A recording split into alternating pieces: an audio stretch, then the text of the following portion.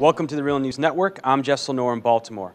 In Syria on Monday, UN chemical weapons inspectors met with and took samples from victims of apparent gas attack in the rebel-held suburbs of Damascus.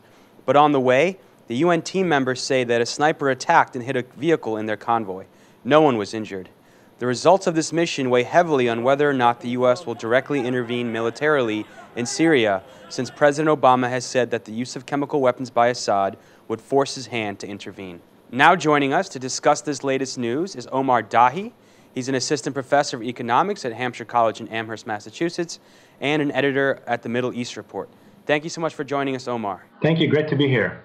So, Omar, can you lay out the different scenarios that are being thrown around to explain this apparent poison gas attack?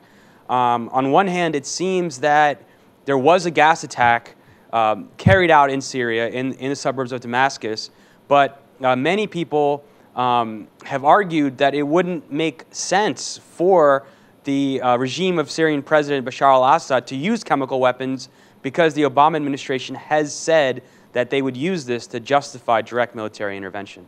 Sure. Well, there are two basic questions that have been discussed. The first is, was there actually a chemical attack? And the second is, who, if it did happen, who did the chemical attack? And I think by now, given the different reports, given the report issued by Doctors Without Borders that hospitals they supported did treat individuals who appear to suffer from toxins and so forth, there is increasing evidence that beyond a doubt there was some sort of chemical attack involved. Where it gets more complicated is the accusation of who did it. And there are different scenarios that are being discussed. One of them is by the government and other observers who, as you pointed out, argued that the government has nothing to gain from this chemical attack, that they seem to be winning the war and have been able to do a lot of destruction through conventional weapons. There's a sort of international equilibrium that does not seem to be willing to intervene or ready to intervene, and that the only thing that might upset this equilibrium is such a chemical attack, therefore would not make sense to do so. On the other hand, accusing the rebels of doing so also raises some questions about plausibility. Because if the rebels are capable of carrying out such a large-scale attack, and if they have the means to do so and they are murderous enough to unleash them on civilians, then why would they choose to do it against rebel-held territory, and why would they not use it against the regime forces? Why would they not try to turn the tide of the war? That's also being a question that's being raised. A third scenario and fourth scenario that I've heard, one is that the government did the chemical attack in response to what it saw as a perceived or real escalation and advancement by rebel troops, that the rebels have been managing to turn the tide. And there was a report in Le Figaro, French newspaper, that U.S. trained or U.S. special operations officers are in Syria and assisting the rebels, so that it might be an attack on those groups. A fourth plausible explanation is that the command structure within the regime itself is disintegrating, and that perhaps the order did not come from the top leadership, but came from someone else down the chain of command, or maybe high up within the top chain of command, but reflecting a split in the very top leadership on how to handle the decision-making process. And so it could have been basically a signal from the regime that they're willing to go all the way, that they're willing to use whatever means at their disposal to end the war if the rebels continue making advances. All of these are speculation, and using logic or reason is really not the way, I think, to establish guilt or culpability in such a crime. I think such a crime should have an independent investigation. The UN team that's already in Syria should be allowed to investigate. And the facts come out for themselves, as all the crimes that have been conducted in the Syrian uprising. The chemical attack was horrific, but so has been the over 100,000 people being killed and millions displaced. These are other crimes, and all of the crimes should be investigated, no matter who did them. Now, if it is confirmed, beyond a shadow of a doubt, that chemical weapons were used in Syria, would it become legal for the U.S. to intervene?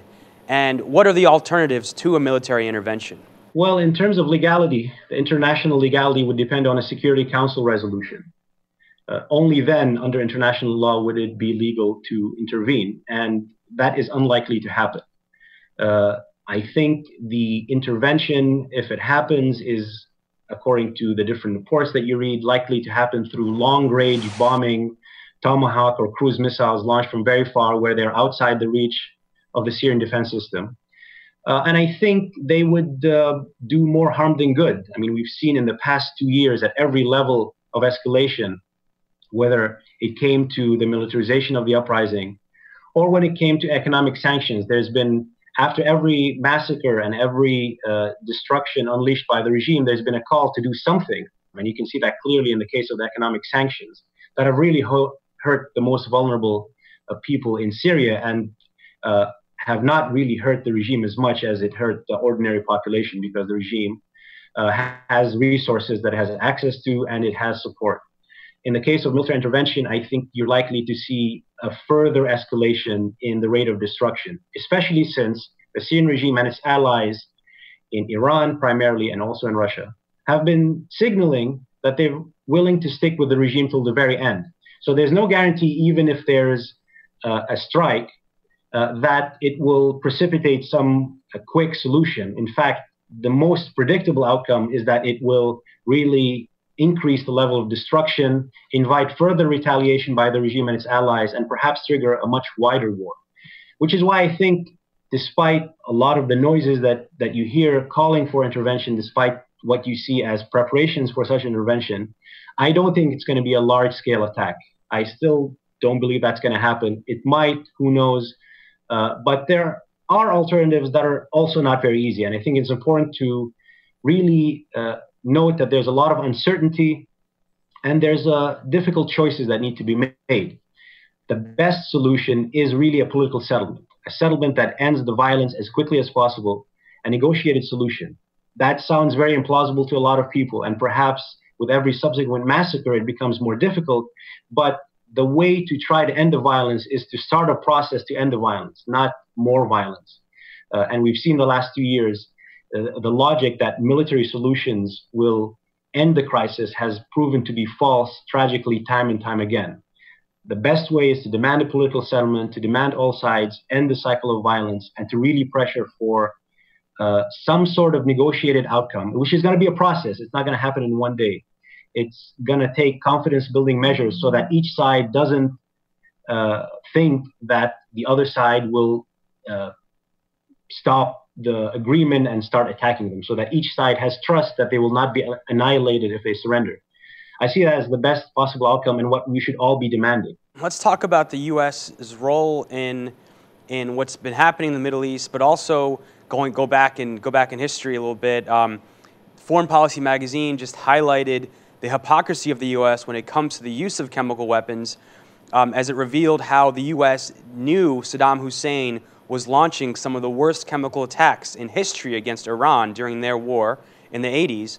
And instead of drawing attention to it, the CIA actually gave him a hand and assisted in those attacks. Well, absolutely. And you don't just have to go back to Iraq. You can go back further in the post-war period. Who has used chemical weapons in attacks and nuclear weapons? In fact, it's been the U.S. in the case of Japan, in the case of the Vietnam War, where chemical and biological weapons were attacked in the sort of the Indonesian War, the Southeast Asian War.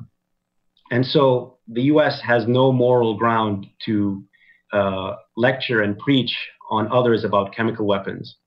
The U.S., furthermore, has had a destructive foreign policy in the Middle East, being allied to human rights dictators and human rights abusers, allied to Saudi Arabia and Israel, who have a long history either of committing human rights or, in the case of Saudi Arabia, really a totalitarian, despotic government.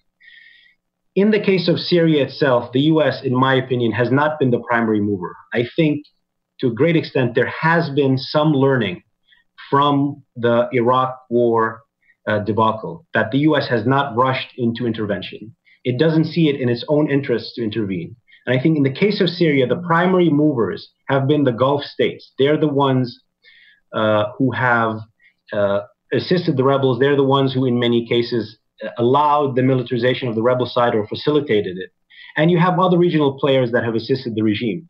So in that sense, I don't think that the U.S. foreign policy in the case of Syria has been as destructive as it has been elsewhere in the Middle East.